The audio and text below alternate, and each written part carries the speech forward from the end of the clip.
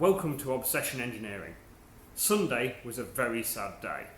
I'd foolishly let Martin ride the little Aprilia Supertwin, and he so ungratefully went and crashed it. Luckily, he was uninjured in the accident, but he did have a few bruises by the time he went home. The next thing to do, though, is for me to take the bike apart, see exactly what's been damaged, and put it back to its former glory. So having built the little Supertwin to go round the Isle of Man, I've raced it at TT, and then Martin has got a newcomer entry on it for the Manx Grand Prix, so the bike gets to go back to the Isle of Man and do more of what it was built for, which is excellent. The reason he was riding it at Cadwell Park is he needs some seat time on it, and to be fair, he gelled with the bike straight away. In qualifying, which was the second time he'd ever sat on it, he was half a second underneath the NG club lap record at a 1:38.8.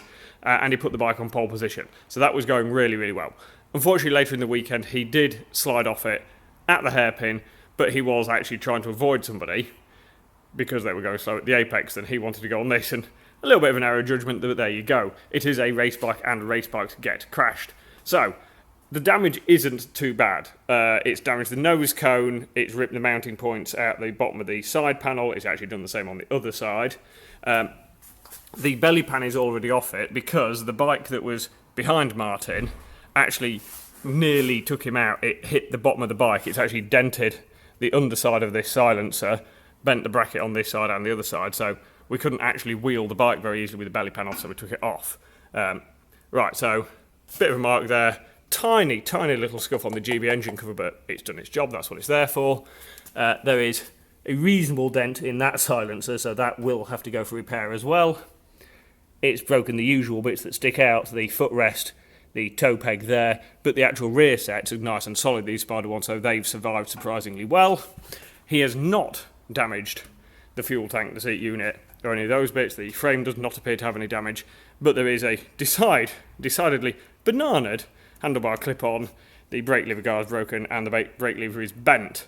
So there is a few bits, but what I'm going to do next is take all the bodywork off, and have a good look through it, see if there's any other damage. Right, with the fairing off, it's not really looking any worse. There's a little bit of mud on the side of the radiator, but no actual damage to it. Again, just a little bit of grass and bits down here, a little bit of dust and dirt, but nothing at all that worries me. So what I'm going to do first is change the handlebar tube, which is pretty easy. You loosen off everything that's on it, loosen off the clamp, slide it all off, put the new tube in, pretty straightforward, and that just means the bike is easier to push around. Because they're nice and quick to do, I'm also going to do the foot peg and the brake lever toe peg. So that is the banana removed and a straight handlebar fitted. Part of the reason for running the Jet Prime sort of cover that goes over the standard throttle is that firstly it looks pretty, but it also protects the standard throttle. Now this didn't take any impact at all, but if it had done, it would have protected the quite expensive electric throttle that's in there. The brake lever guard, all I've actually had to replace is the sort of the plastic blade of it, the actual sort of bit inside that tightens everything together and holds it all in place. I didn't need to replace that, so I can just buy a replacement blade, and that makes that even cheaper. So that is the bar and the lever guard done. Because I mark all my bar positions and everything, I do know that the clamp has moved around the handlebar a bit, around the fork leg, so I'm just going to loosen the bolt off, get that in position, torque that back up, and then we need to do something with that lever. Because Martin has small, girly hands, he'd already complained during the weekend that he couldn't get the lever far enough back to get a comfortable sort of fingering position onto the lever. There isn't actually that much adjustment in the lever, so that is understandable. Because I have man-sized hands, I have no problem with it. But he has bent the lever, and interestingly, we'd actually forgotten to buy a spare. But there is a bonus out of all of this. A while ago, Martin wanted a better lever for his BMW, and I ordered in this Brembo 19 RCS, and then we just changed the brake fluid in the pads and didn't actually need this. So this is now going to go on the Twin. So Martin crashes it, we get an upgrade. So before I take this mass cylinder off, I want to get rid of most of the fluid out of it. So I'm going to take the lid off the reservoir, and I'm just going to open the bleedable and basically pump it through until I'm pumping air. And that way, most of the mass cylinder will be empty of fluid.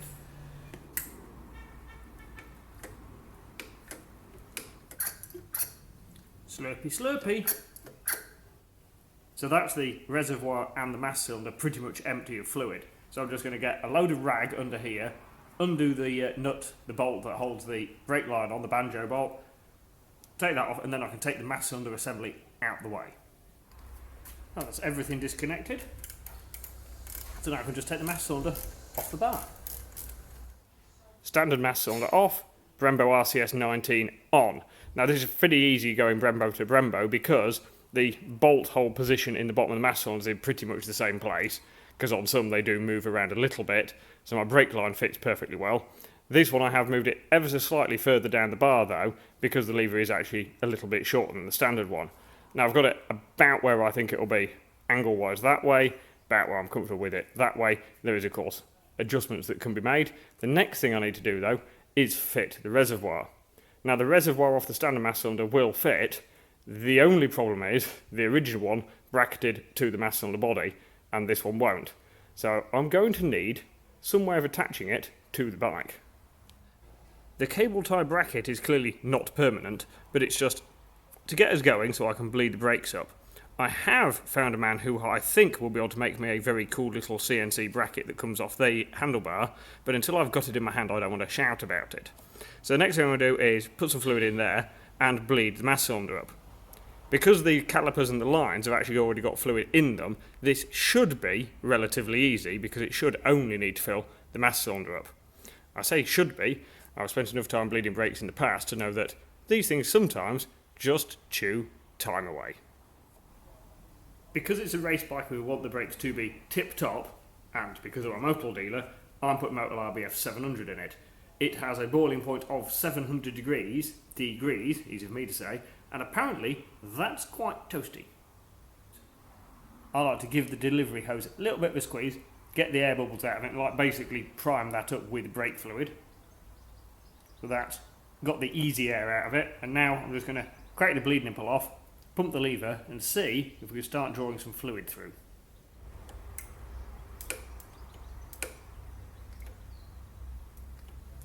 Well, that's good. 2 pumps, and I can already just feel a little bit of resistance there. That's telling me we're getting fluid in pretty quick. That's it. I have an almost brilliant brake lever, and I've done 4 pumps of the lever. This is going surprisingly well. I've never had a lever come up that easily before. That is brilliant. What I'm going to do while I've got all my brake bleeding kit out though, is I'm going to go down to the calipers and pull some fluid all the way through, so we've got fresh fluid everywhere. The brakes are now bled. I still need to do a bracket up to that, but that's for another day. But there is one last thing I need to do, and I'm going to change this from 20mm to 18mm ratio. The joys of an RCS, you can change it. And basically that just alters the feel at the lever. At the 20, the lever tends to feel stiffer, but at the 18 you tend to get a little bit more feel from it. So I prefer the 18. So all I need to do is pop my screwdriver up there, twiddle the adjuster around, and we'll be job done. That's that swapped over. You can tell you're on the 18 because the top of the adjuster is red, whereas it's black on the 20. So that is job done. The next thing I'm going to do is go down to the footrest and change the footrest and the toe peg. So nice and easy to change the footrest and the toe peg. All the rear set bits are absolutely fine because they're nice and sturdy. This is the advantage of buying good quality bits. It only breaks certain items that are easy to replace. So that is those bits done, other than I need to put a bung in the end of there. The next thing while I'm down this end of the bike is to look at the exhaust pipe. I don't really like looking at it because now it's got a horrible dent in it, but this will get fixed. There is a slight issue though, of the exhaust pipe has pushed into the swinging arm, so there's a dent on the back as well. I'm not too fussed if there's a mark on the swinging arm because, well, it's a race bike and you're not going to see it when the exhaust's on. I have also noticed that down on our little collector here, there's a very slight little dent in the front of here where it's just come up and kissed the sump, but I think it's bent the bracket that holds it onto the bottom of the engine. So I'm going to undo that bracket and see if we can actually sort of pull the exhaust back out of the way because it's ever so slightly out of place. And then before I actually take it off, I actually want to have the engine running because so far I've not had it started since it came back. With the bolt removed from up the back of there, that holds it onto the bottom of the motor, the exhaust pipe now sort of sits where it's supposed to. Pulled it out and it's plenty of gap to the swinging arm. Yes, there's a mark in the swinging arm. Don't worry about it, it's not the end of the world, it's not structural. The next thing I'm going to do is get the bike running though. Before I do that, I'm just going to do a quick oil level check. I've already checked the water and that's fine, just to be sure. If the bike had been sort of crashed quickly, or if it had gone in gravel or a lot of grass, I would take the airbox lid off and just double check there was no debris in there. We run an oil filter anyway, an air filter even, so we're not going to get major things in, but because it was slow and it didn't really even go into the grass quickly, the air tube and everything is clear, so I'm not particularly worried about it ingesting anything. Oil level check happy. Right, let's press the start button and make sure we're making happy amounts of fire. We are happy there! With the exhaust pipes cool, getting them off is pretty simple. I've got lock wire on the springs that I run for TT, so I'm going to cut the lock wire off, pull the springs on that hold everything together from sliding apart because they're slipped together exhausts, and then the only bolt left on the system is actually up here on the hanger on Jolly's Carbon's lovely exhaust hanger, which has luckily enough flex in it that it didn't break. So, one bolt, couple of springs down this end, another spring connection up here, and that'll be it, all in bits. So that's the slightly sorry side of the tyre impacted like collector silencer and the main silencer. So this one's got the impact damage from the track, and then on the back a little nudge where it's hit the swinging arm. So this one will need a bit of TLC to get it right, but I'm sure that my mate John, who has spent the last 20 or 30 years kicking our exhaust pipe straight, will be able to make a lovely job of these, and while he's there everything will get repacked as well, so they will be as new. So far so good. Obviously I would prefer it if Martin hadn't have crashed my motorbike, but he hasn't done that much damage really. The exhaust pipe bits will go to my mate John to be straightened, and then it's on to a bit more cleaning, and then relatively quickly putting it back together.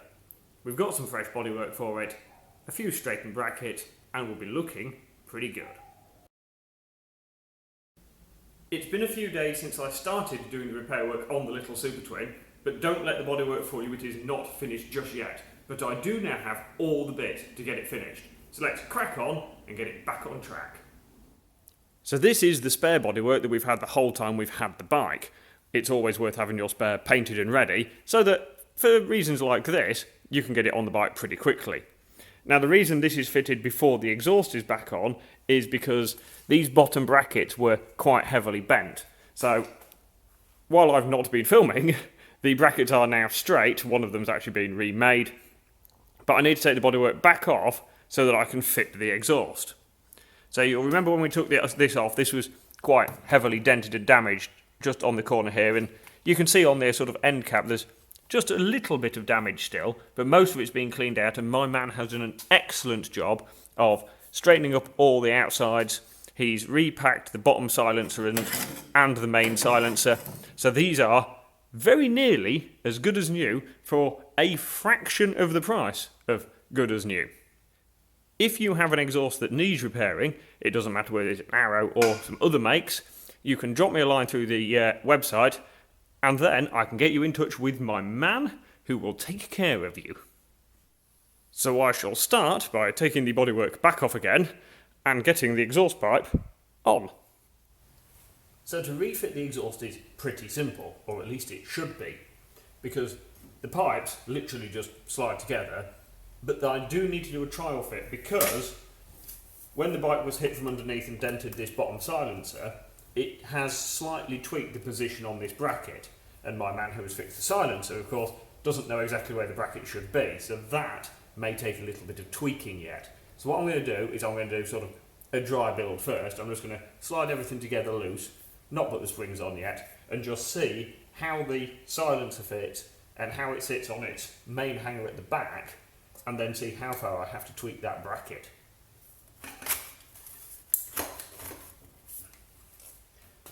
That bit was nice and easy.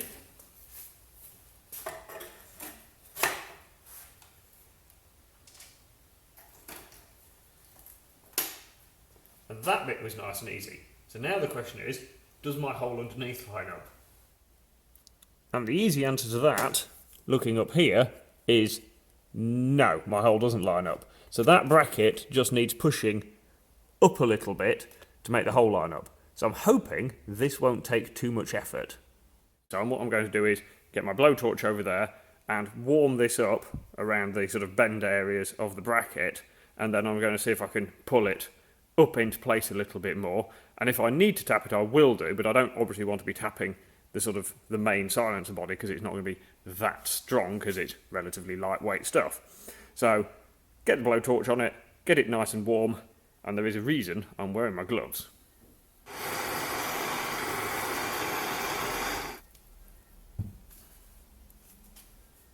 Right, that's definitely moved it a little bit. What I was sort of doing is wiggling it forwards and backwards more than anything to try and open up the angles on the bracket.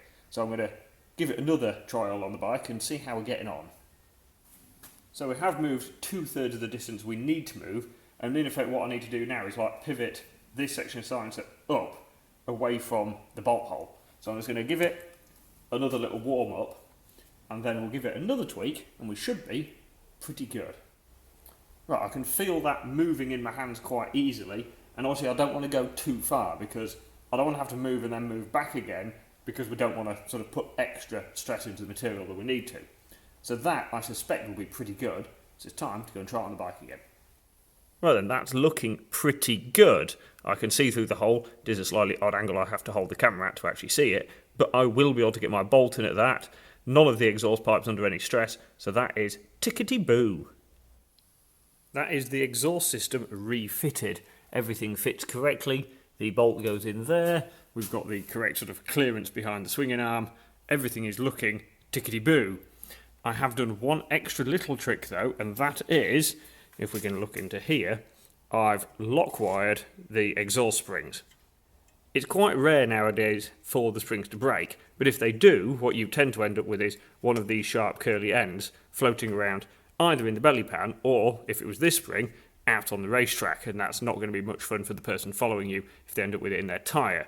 So what I tend to do is have a little bit of lock wire, and basically the lock wire is holding the hook onto that hook, onto the loop, and then it runs down the side of there, and the actual lock wire itself isn't mega tight because it's not actually holding the spring tensioned, it's just holding the two ends onto the loops, so that if the spring were to break, all the bits should stay attached to the bike. The next job on the list is to fix the front brake master cylinder reservoir correctly to the bike. On the original reservoir, there was actually sort of a bracket on the reservoir, on the master cylinder itself, to bolt to there. But on this RCS19, it doesn't have that. So what I've done is I've given Kel a shout at Kelfab, and he's got us this. Now this is lovely. I saw this on my mate Tim's bike when I was prepping his, and this is a little CNC bracket that will fit over the handlebar tube and hold the reservoir in place. And it's just a neat solution, so you don't make a slightly rubbish looking bracket out of a piece of tin. The piece of tin, I will admit, would have been slightly cheaper, but this just looks nice and is a lot sturdier, so I think this is a lovely little piece of engineering. So there we go, my little Kelfab bracket is fitted. Nice neat solution, nice and sturdy. That master cylinder reservoir is not going anywhere. So now that I've ticked off all the little jobs that really needed doing, I better put the bodywork back on and make sure everything still fits correctly with the exhaust pipes on. So that is it. The Supertwin is back together with only a little tweak to a couple of the belly pan brackets. The fairing is fitted and we are good to go. I have also done my usual checks, cleaned and lubed the chain, cleaned and checked the brakes, and just basically had a little bit of a check over the whole bike to make sure everything is tip-top, ready to go on track. I've also got another fairing coming, so that will have to get fitted and painted, and I've had a shipment from Tom at motorbikeraceparts.co.uk with a spare handlebar tube and foot peg and bits that we damaged in the crash. So the spares package will be back up to normal standards, and the bike is already ready to go on track. So thanks for watching, and the only job I've got to do now is tot up how much Martin owes me.